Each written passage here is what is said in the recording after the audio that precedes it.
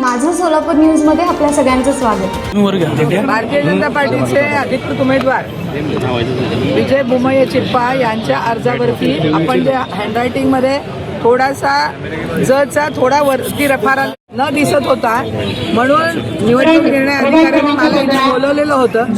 आमचे वकील नावकर साहेबांनी तो मुद्दा आधी क्लिअर केलेला होता, परंतु त्यांना शंका आली म्हणून आम्ही ॲफिडेव्हिट दिलं की हा अर्ज विजय चिप्पा यांचाच आहे।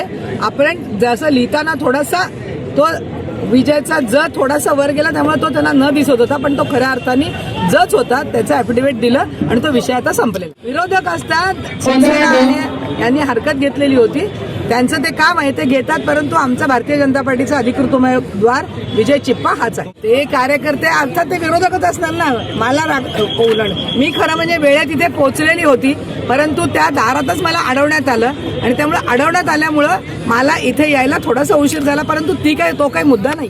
तसं काही झालेलं नाही। शहरातल्या कार्यकर्त्यांनी आपला संयम राखावा।